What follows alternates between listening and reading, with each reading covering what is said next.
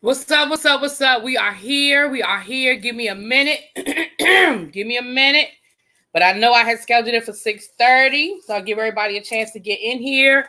I just got off the phone with Janai, and she is coming through. So we are going to be able to have a live talk with the author of the book that we have been reading for our book club, Janai Childress. So we're going to give everybody a minute or two. And we're going to give Janai a minute to get logged in, and then we are going to get started. Hold on, I got to get something. Where did I put that?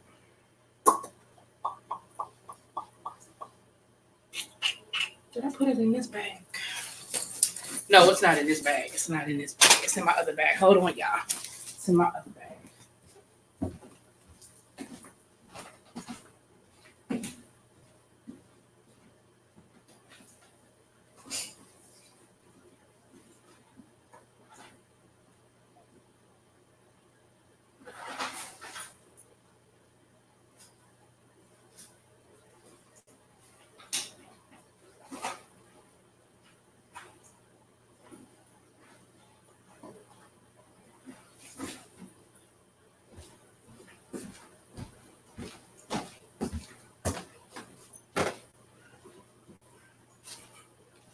Okay.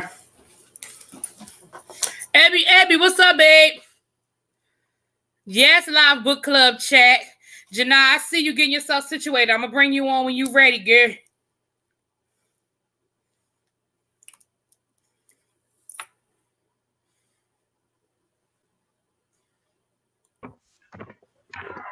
Hey, Janai.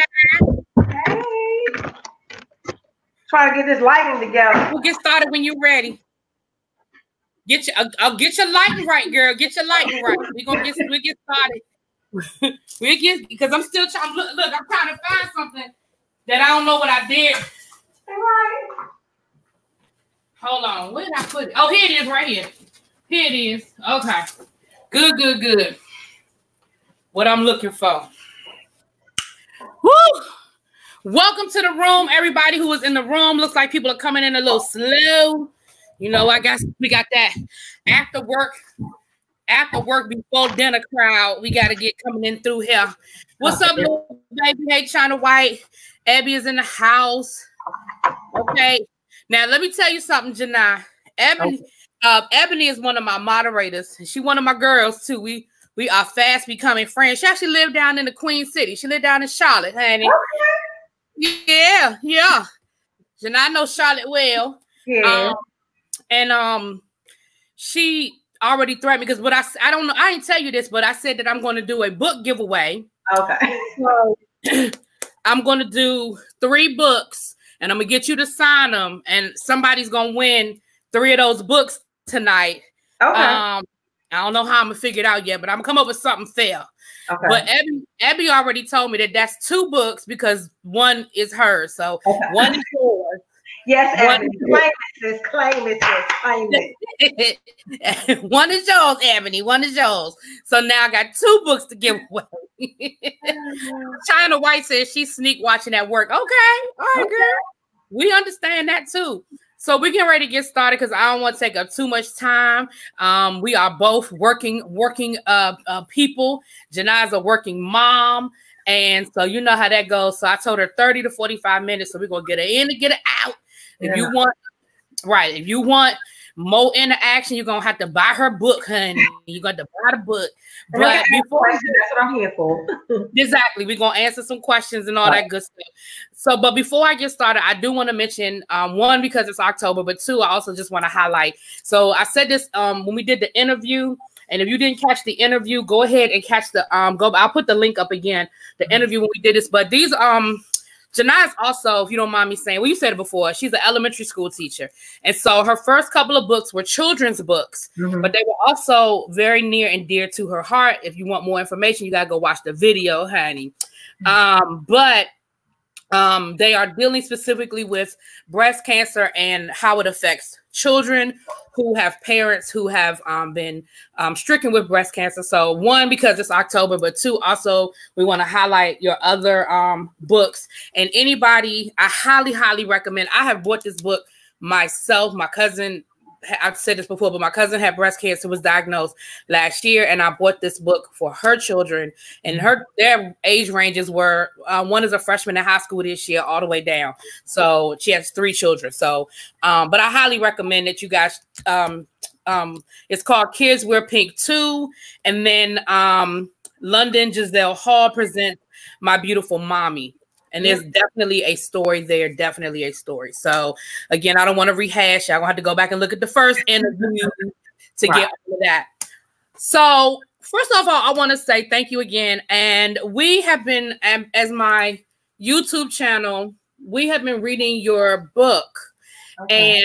And we've been doing it sort of as like a daily meditation. Okay. And as I've been going through, some things were harder than others for me to be honest. I'm gonna be honest with you. The hardest thing was being honest with myself, because it's not going to help you if you just saying the surface stuff. Yeah. So you got to dig a little deep. Yeah, I think when I was writing and putting it together, like the first 8 days, it's the first 8 days are tough, because it's like it is. It is. What? I'm gonna tell you what was sort of hard for me. Hey, Jaded.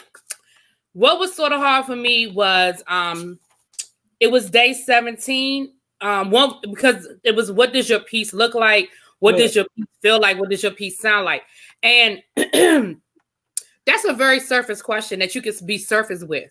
But you dig deep into what your piece really, what is peace to you and what that looks like, then you have to really start being honest with yourself about toxic habits, toxic people, toxic you say what?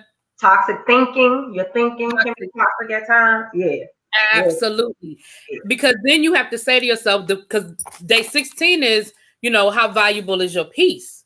So then when you start really breaking down what peace is, then you have to say, okay, so now what am I going to do about this? Now I know what's costing me my peace, but now you got to make some hard decisions. Right. So was that hard for you too, when you kind of process through that and make it? You don't have to tell me what decisions, but did you have to make some hard decisions? No, I mean, it's hard when you have to self-evaluate yourself, critique yourself, and just from any situation that you've been through, it's always going to be difficult, because sometimes you feel like the victim. 2, you may not be the victim, or you may be the enabler. So it's just difficult to really find out what that looks like, because everybody's piece is going to look and feel different.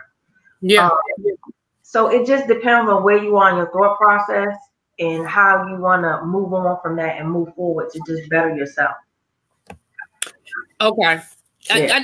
Yeah. For me, like I said, because so what I did was, I'm not writing in this book per se. Well, one, because this one is signed, so I don't want to put my innermost feelings into the sign, because then I can never show it to nobody. But also, I just wanted to have a copy that I could share with people and talk about. So when I would sit up and try to really process through this, like I said, for me, it was being honest with myself, because you spend a lot of time telling yourself, "You all right? I'm good. I'm good. I'm good." But when you're really sitting there by yourself at night and you're really trying to process through stuff, and you have to realize and be honest and say, you're not as good as you think you are. You know what I'm saying? Right. Exactly. And if people in the chat, feel free to drop any questions or anything you might want to ask. Even if you're not reading the book as we're going through, feel free to drop any questions, and we'll put it out there. The one thing I want to thank you for is I have developed a new habit while reading your book, and it is day 4. It's time to disconnect. Take 15 minutes for yourself and sit in peace or sit in silence. I was one of those people. The first thing I did in the morning was roll over and check my phone. Roll over, and it doesn't matter whether I woke up at 5 in the morning. What did I miss? Right. Exactly. You know, you wake up and you got all these alerts, and you're like, "Oh, what happened? Who said this? Who did this?" And I said I was going to start just taking 15 minutes of silence. I would even in the morning turn on the news while I'm brushing my teeth and getting myself together and all of that. And I had the news playing in the background. And you know, when you wake up, and I watched like Morning Joe, so it wasn't local news, but you wake up, the first thing you're doing is looking at what the crazy president did, what other crazy stuff happened. Sometimes they're talking about a mass shooting, sometimes they're talking about a tsunami, and it's like, but now I just and when you do that stuff, you internalize it. So like you have to be mindful, like even of what you're watching right before you go to bed. Because it look like you may watch a horror movie before you go to bed. 9 times out of 10, you're gonna have a bad horrible dream. Yeah. So it's really just you clearing your subconscious mind in order for you really to just start your day. I mean, it's hard for me because I didn't realize how bad I stay on my phone a lot. When Apple used to, they come up and tell you how many hours you've been on your phone on social media. Yeah, your screen time. Right, when they tell you your screen hours, you're like, what? It's that many hours in a day? No. I'm like, yo, so I have to, I'm still working on it. I know that's one of my faults. And my fiance, now he's like, if you don't get off your phone, I'm like, wait, but I just gotta look at something real quick. I have to. I'm working on it as well. Unplugging. Yes. And so I have that's a habit that, and I mean, I'm not perfect because like you said, I'm still working on it, but I have developed that habit that in the morning, I do not turn my TV on in the morning. Now I'm still working on the phone. You know, I'm still working on the phone part of it because my alarm is my phone. So I instinctively pick my phone up every morning because it's my alarm. But I'm working on not scrolling. I'm working on it, just hitting the off button, getting up and doing what I have to do. But I have stopped turning the TV on. And you are right, because you find yourself, you're cussing the TV out first thing in the morning, or you're yelling, or you're just in a mood. It sets your mood. And so we have a question in the chat, and I know the answer to this, but I know this is my boy Jaded. He's a DC folk. He's a DMVer, but he didn't. I'm sure he probably didn't see the first interview. But his question is, what was the catalyst for you that led you to write this book? So you kind of spoke on it already, but I'm gonna let you go ahead and kind of tell the story again. I just went through a bad divorce. Like, I'm gonna be real about it. Just went through a really bad divorce. It was kind of, public, and it was just a time in my life where I just was probably in my darkest place. And it was just things that were tragic things that just were happening. My best friend had passed away. My mother had passed away. And I went through this divorce. And then I relocated from where I was back here. And, the kids were getting older, so they could make their own decisions. So it was just a lot. And as a woman, you always in your mind want to be like, I want to be this perfect wife. I want to be this perfect mom and do everything right for my kids. And when something like that hits, for some women, they can handle it. Some women, they can't. And I went through my rocky moments, my up and down moments, but I'm good now. I'm in a good place. And I'll call my ex-husband and we'll joke and talk and stuff about things now. But just at that time, I was a hot kitty mess. Yeah. But I'm good. Exactly. And so in the midst of going through that is when you started figuring out what you needed to do to sort of work through all of that. Yeah, and it wasn't just like the divorce. It was just everything as a person, because, as women, we go through so much. We try to be perfect in every aspect of our lives, whether it's our career, whether it's our children, it's our marriage, you maintain the household. You just try to be perfect in all those areas. So you lose yourself all the time. And whatever that looks like, for some women, it may be eating, it may be drinking, it may be gambling, it may be porn, whatever it is. I'm not saying that was me, but whatever it is. Yeah. So I just think that we lose focus on ourselves and just learning to love ourselves. Because if you can't love yourself, then you can't love anybody else. You better say it. You better say that. That's the truth. That's the truth. Right. Okay. Yeah. Lil Baby said, every negative event in the world will have you eventually limiting your interaction with the world. Going back to the comment about just shutting off and tuning out, and 15 minutes really is not a long time. By the time when I get out the shower, the time it takes me to, you know, take my shower, brush my teeth, comb my hair, get dressed, lotion up, all that stuff you do. It's 15 minutes before I come out my bedroom and come down the steps. Yeah. So it's a long period of time to sit still. I haven't gotten to the point where I'm sitting still and meditating for 15 minutes, but I definitely have tuned out a lot of that background noise. Yeah. And one of the things that I've learned through this is because I never I'm born and raised Catholic. So when I went to school in North Carolina, me too. Methodist, it was Baptist. So I was not accustomed to all the things that went on in church. So one of the things that I did was I learned to meditate. And when I tell you that is probably one of the hardest things I've ever learned to do, because you literally have to cut out every thought. And that's hard because you may be meditating, you be like, okay, and oh man, damn, I got to do this when I get to work. So it's like, you can't do that.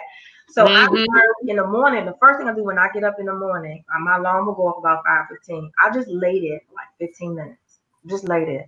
Whether I meditate, I might pray, I might think about my kids. I just try to focus in on what my day should look like. You know, hopefully, what my kids' day should look like and make sure they're okay, and my loved one. And then I get up, I may scroll Instagram, go and brush my teeth and get my day started. Because, you know, us teachers, we dealing with 1,000 personalities at one time. So exactly.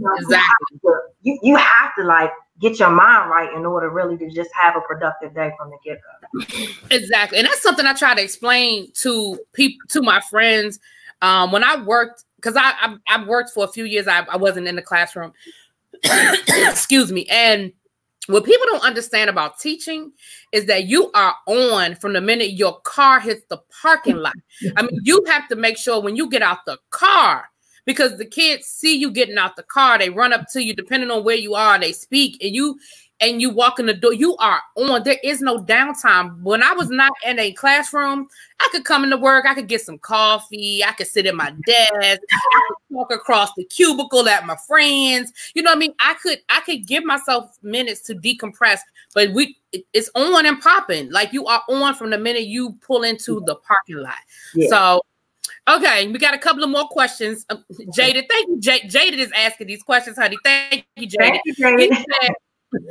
He said, do you believe that keeping a platonic connection to an ex is a healthy demonstration of closure and maturity? And I don't think he didn't say your ex-husband, so I think he's just talking in general for. I truly believe it depends on the space that you're in with yourself, because even for me, sometimes a comment will be made and it'll trigger something, and I'm ready to be like, what? So you try to be able to both of you be on the same page. And I've learned I can't react to everything. You can't react to everything. One thing that I've learned and I've taught myself that I'm very proud of, I am only in control of myself. So if I'm talking to someone, whether it's my ex or whoever it is, and they're hype and in a mood, my vibe has to maintain to be calm and to stay in the state of mind that I'm in. Because I can easily in 2 seconds go to 1,000 and be there too. But at the end of the day, it's not going to solve anything. So I think somebody has to be out of the relationship, whether, like I said, it's an ex or it's a friend or whoever it is. You have to be able just to maintain and always be in self-control of yourself. Yeah. Amen to that. Yeah, because he went on to say, I asked because the trauma of our interaction, I'm assuming he's talking about an ex, the trauma of his interaction with an ex triggers him. He said, I acknowledge that I wasn't prepared to love myself, let alone someone else. And what I'm going to say to you, Jada, and I know you a little bit, Jada, just a little something. And even though the book says when life isn't full of roses and glitter, this isn't just a woman thing. No, this is just a woman thing. Okay. I mean, I know it's got roses and stuff, but I promise you, it is very just self-reflective. It is not just a woman thing, you know. Yeah. And I would even say to those traumas and those triggers that he has, you know, like I said, learn to just take a deep breath. Sometimes you have to walk away. And sometimes you have to take that energy and those vibes that you're getting and just trying to make it into something positive for you. It may not look like what that person might want you to react, but you have to always remember, you have to be in control of yourself. And it's funny because now I can laugh. I laugh shit up. I'll be like, yeah, okay, all right. You know. Okay. So, China White asks, how do you keep the peace when you feel like you're in a place of stagnation? Ooh, child, that's a good question. You have to learn to refocus, because when you're stagnant, you're just like all over the place. And sometimes we tend to put ourselves in situations where we're helping others and we're doing this and we're doing that and we're doing that.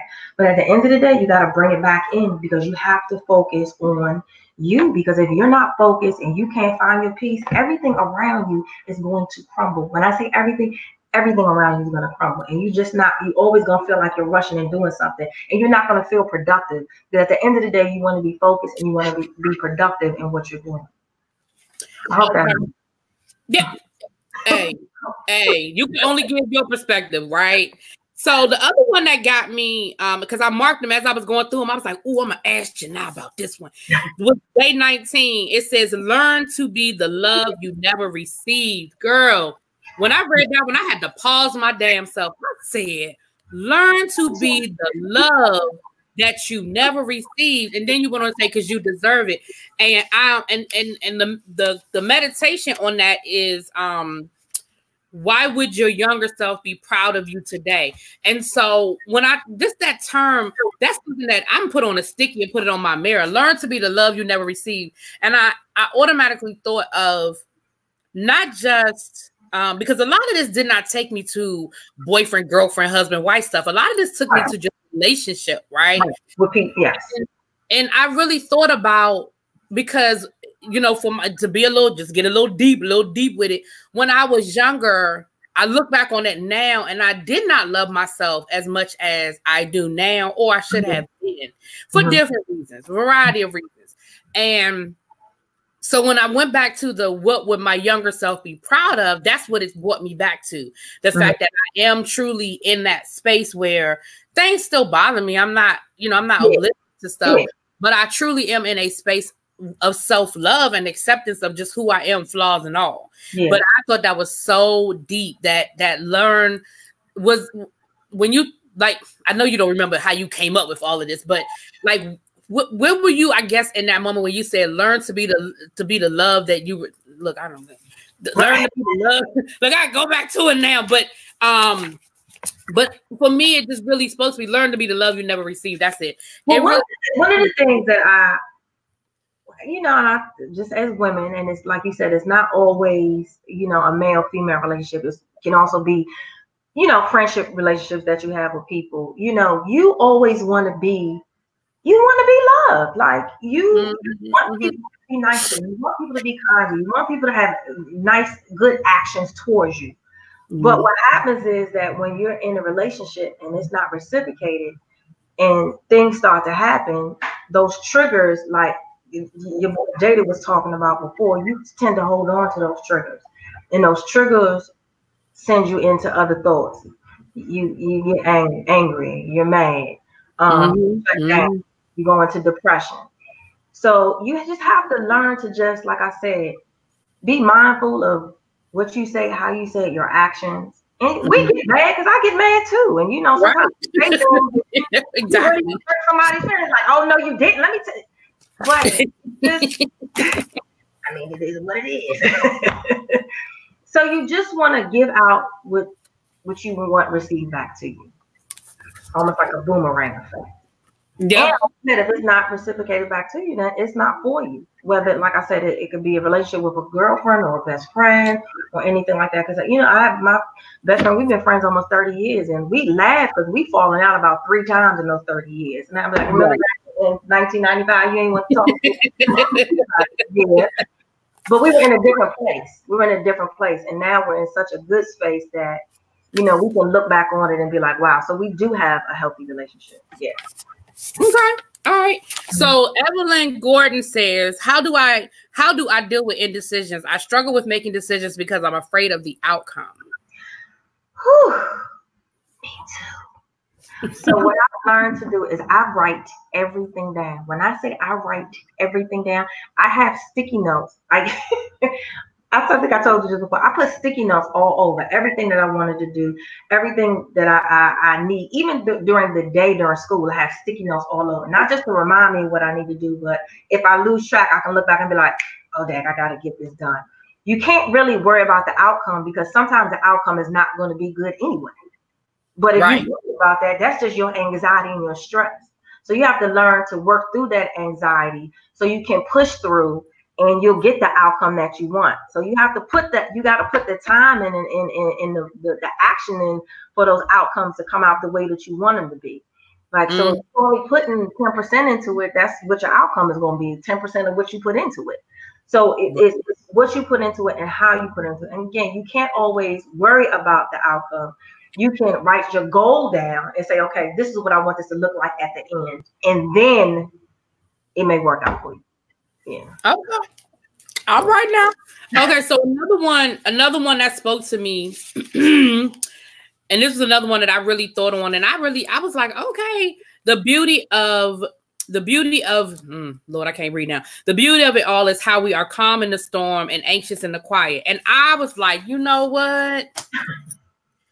Because isn't that our human nature? We are calm in the storm. It's almost like I said this when I did when we did that meditation. I said, you ever heard people say it's too quiet in here?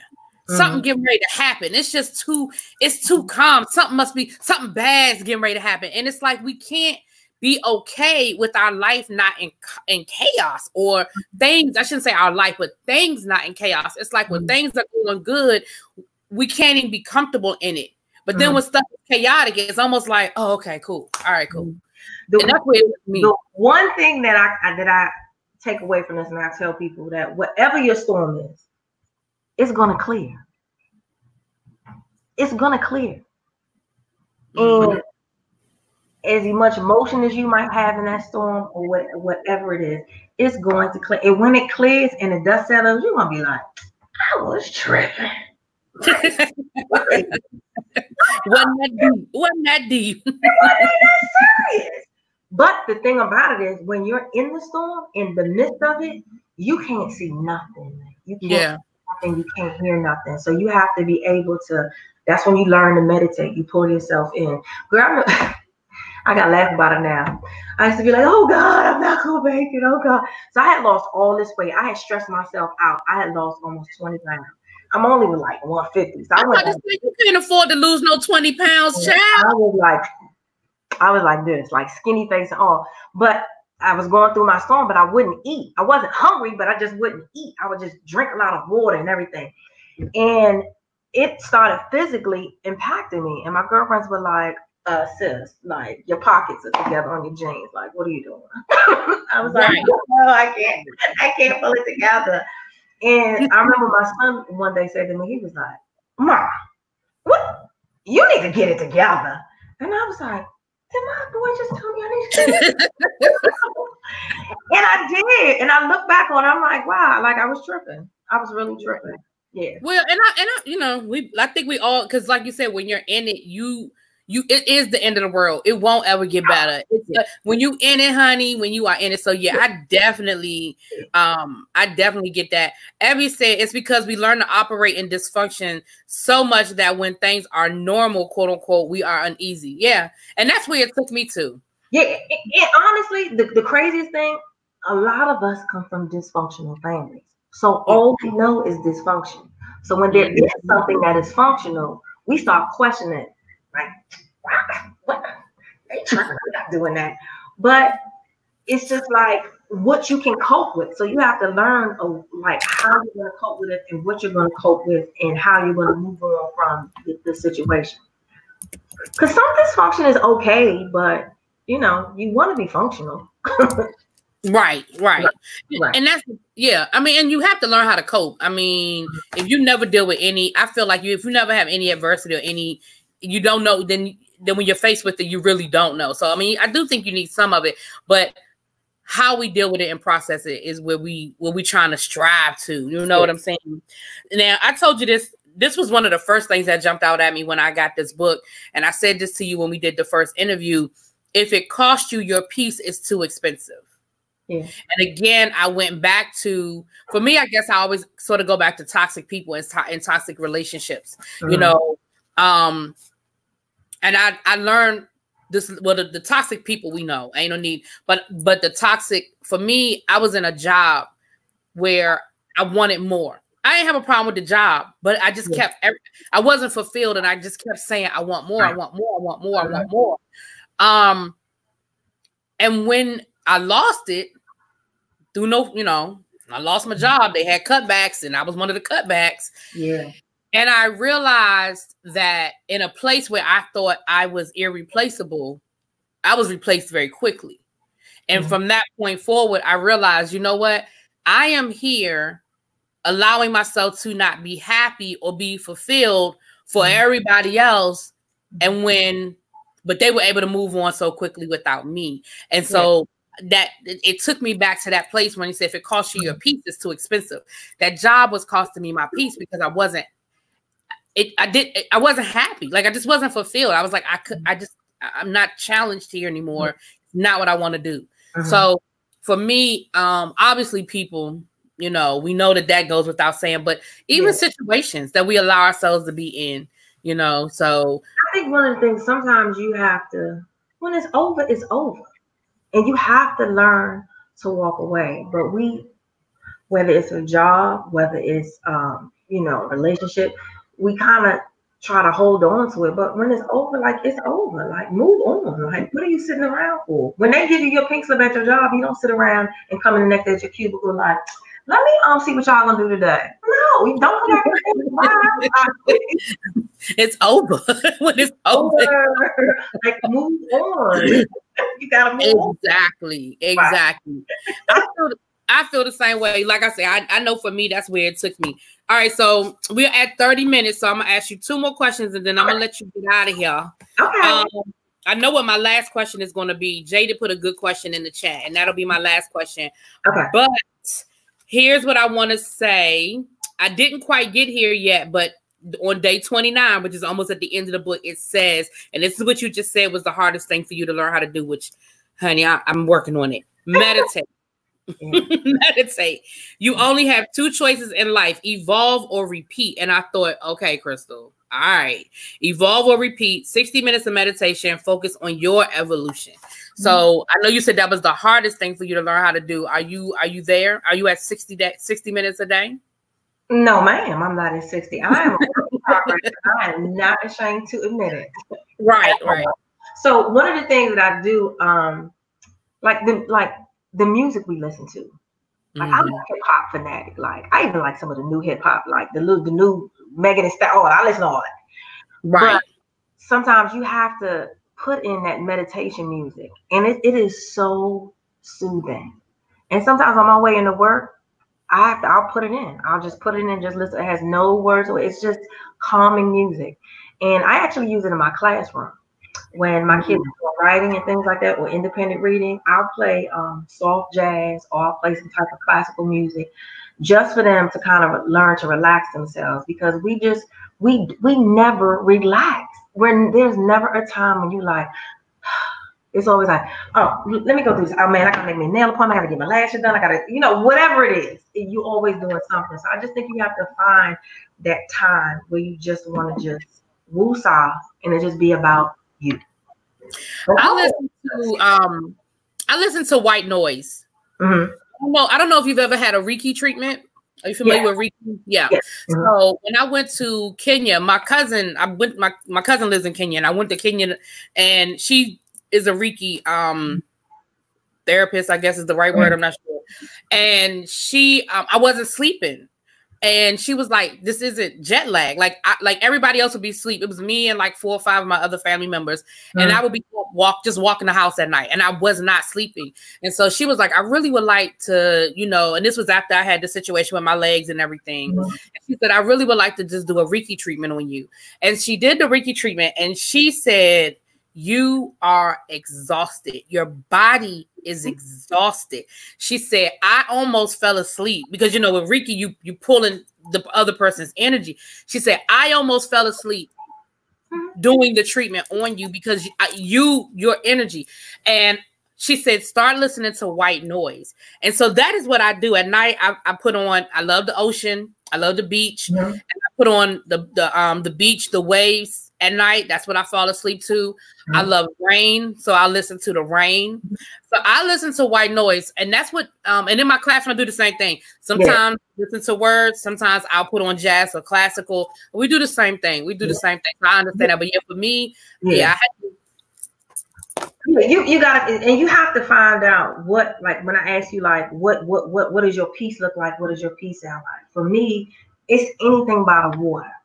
So if I can just go to the water, and I mean like at the beach, and get up at like 5 in the morning and the sunset is coming up, like I can talk to my mom who's deceased. I can talk to my best friend who's deceased, and just have clear thoughts, because it's the sound and the waves and the ocean, how they hitting against each other. So for me, that's my peace and how I find my calm.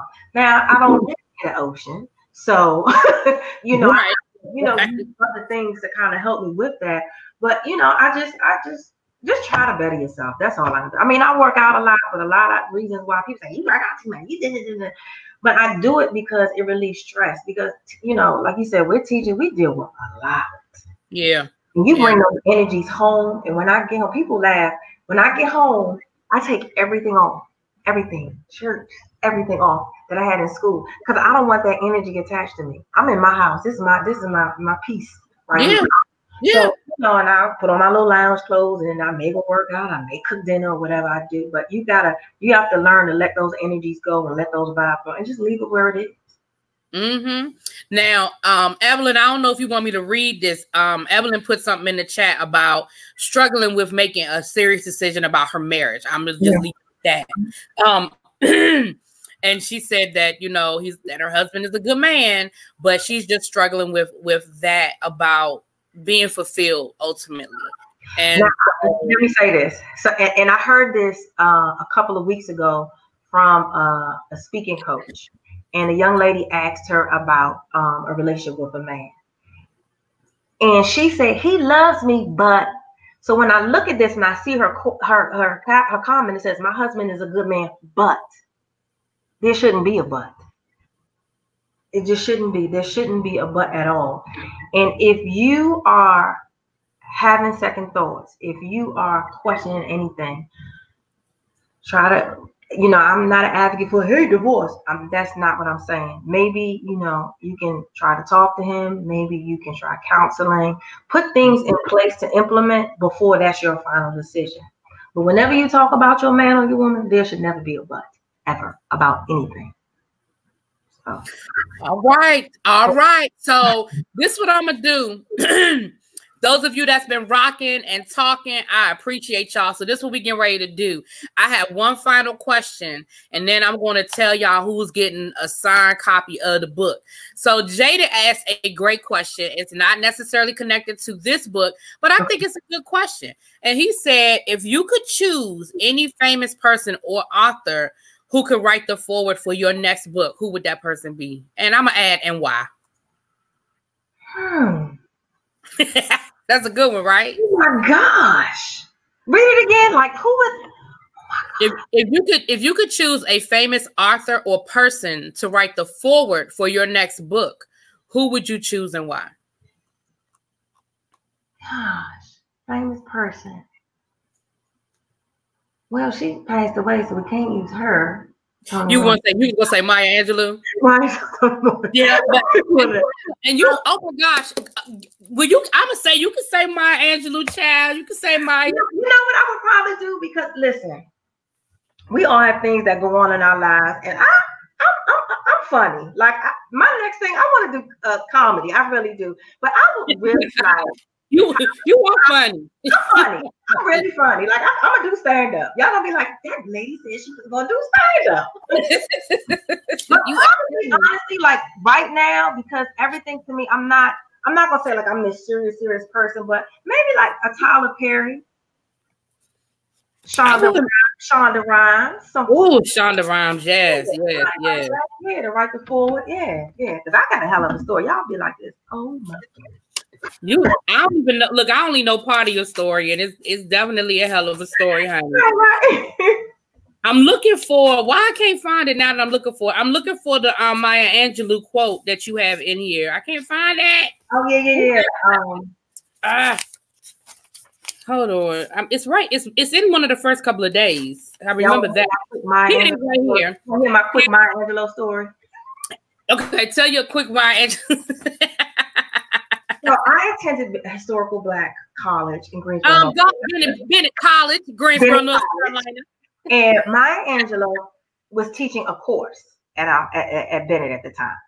I remember. So everybody signed up for it. I signed up for it. So we get in her class, and it was like, I said, this woman crazy. I'm about to drop this class. And I think it was like a Wednesday, Friday. I was like, I'm dropping this class. I'm not taking it. So I called my mother, like, Mom, I dropped the class. She was like, why would you do that? I was like, I'm not taking her class. I didn't take her. I dropped her class, y'all. That is just the dumbest thing I could have ever. I dropped her class. And my mother was just like, at the time, she was like, really, Janai? I was like, I wanted to party. So I dropped it. I regret it. See, that was before I got to Bennett, so I didn't have that opportunity. But it's all, look, we live and we learn, honey. We live and we learn. So here's I found it. Here's the quote. If you must look back, to do so forgivingly. If you must look forward, do so prayerfully. However, the wisest thing you can do is be present in the present gratefully. And I think that's a great way to end. Yeah. I want to thank you for your time. Like I said, I know that time is precious, honey. We get home from work, like you just said, we got 500 other things, but I appreciate your time. What I'm going to say, and it'll stay up, and I'll send you the link like I did the last time. You're more than welcome to forward the link and share the link with people. I'm going to, so here's what, hey, Vovo to Love, I see you, boo. Here's what I'm going to do. Now, Ebony done already claimed one of these books. But I am going to, I guess I'm just going to go broke, because this is what I want to do. I'm definitely going to get Jaded a signed copy. Definitely going to get Jaded a signed copy. And I'm going to get Evelyn a signed copy, because Evelyn is processing and she's working through some things. And I think that was some good advice you gave about going to counseling, but I also feel like it's time for some self-reflection too. Yeah.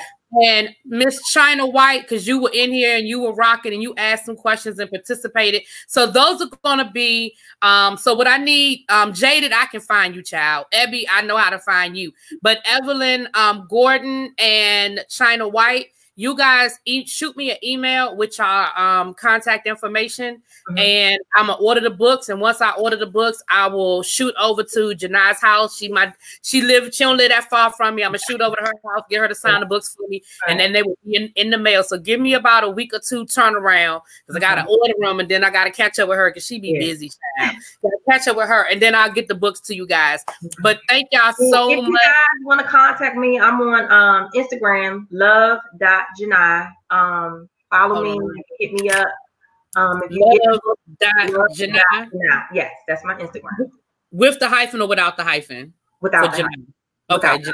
Yes. All right, love.Janai. All right, I just put it in the chat. Yeah, you can hit me up on Instagram. If you get the book, you like it, and you want to do a book club, I can come to your house. You can, girlfriends, whoever, can order the book, and we can do a book club, however you want to do it. I'm here. I'm not an expert. I'm not a guru. I'm just a sister who went through some shit. Look, sometimes that's all we need. All we need is somebody who went through something so that we can have a conversation. So all right, I'm gonna type it one more time, Jaded. So her IG is love.Janai. Yes. And Janai, I'm gonna tell you, and I'm not gonna tell your business. I know a little bit. I'm not gonna tell it, but I'm gonna say this: I'm ready for the stand up, and you got a couple of inside cracks, so you got you have a little bit of a boost. So I'm ready to get the invitation to the DC Improv. Okay? Yeah, but I'm gonna do it because I got a lot. I have been told the same thing, Janai. I've actually written jokes for other comedians. And I have been told the same thing, that I need to get my you know what on stage. But I'm the same way. I'm like, but what if nobody laughs? But one-on-one with my friends, one-on-one with my friends, man, I'm the funniest thing in the room, right? So we're gonna have to go to open mic one night. We're not gonna tell nobody. We're gonna test it out first, me and you. Okay, so me and you will know. Me, you, and Jack Daniels. All right, Janai. Thank you so much, though. And And if I don't run into you next weekend, we'll be down there together, honey, at G-Ho. G-Ho. Hey, hey, hey. All right, girl. Thanks a lot. All right. Bye-bye. I'm gonna go ahead and come back on, you guys. I'm gonna shut this down and then I'll come back on. Maybe we can talk about Greenleaf or some other things. I want to thank you guys that came into the chat, that participated in the chat. And I appreciate it because, you know, it wasn't a lot of us in here. And y'all know how things go on YouTube. Y'all know if I was on here talking about some shit, it'd be 300 people in the chat, but it's all good. Y'all know me. We're going to go with who we have. And I appreciate y'all. I do. So we're going to shut this down and then I'm going to come back up. It's 7:15. I guess I come back on for about an hour because, you know, I got to get ready for David Makes Man, though. We're playing with y'all tonight with David Makes Man. Now, Dami said that David Makes Man is coming on at 8 tonight, but then they advertised it for 9. So let me say this to y'all. I'm going to go ahead and check. Oh, let me put my email in the chat. Hold on. Let me remember my email. Shoot. Okay. Hold on, let me remember my email because I always get my email and my Cash App mixed up. One is ReallyBthePodcast and the other one is ReallyBthePodcast. So hold on, let me get my email right before I send y'all the wrong information. Then y'all be like, she janky. Okay, it's ReallyBthePodcast at Gmail. Yeah, so you guys shoot me Oh, okay. So you guys shoot me an email to my shoot that email to me, and I'm going. Is that 9? Okay, so I'm gonna come back for a little while, you guys. I'm gonna shut this down and start a new live. So go ahead and email me, and I'll drop the email again when I come back on. And it's in my email is in all of the description boxes for all of my videos. So even if you don't write it down or you didn't catch it, it's in all of the description boxes for my videos. So you can always catch my email. So I'll come back on for about an hour. Let's just shoot the shit, see what's going on, y'all. See what's going on. So I'll see y'all back in a few minutes. And I'll come on. I'll do StreamYard. So if anybody want to come on, Abby, you know, any of the kids. Abby or Jaded, if y'all are camera ready. I don't know where little brother is. I don't know where he is.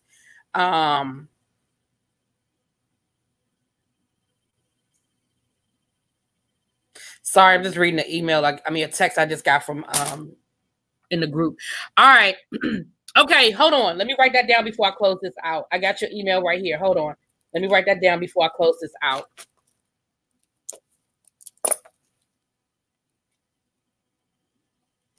Evelyn, I'm writing your email down now. And what I'm gonna do is put it inside of my book so I will know I don't lose it. Because if y'all could see the pieces of paper that I have in my living room, because during the school year, my living room becomes my makeshift office, okay? So I wrote it on the little bookmark I've been using, and I'm going to put it inside of the book. So I have that. Okay, I'm going to shut this down, y'all, and I'm going to come back up. Give me about 5 minutes.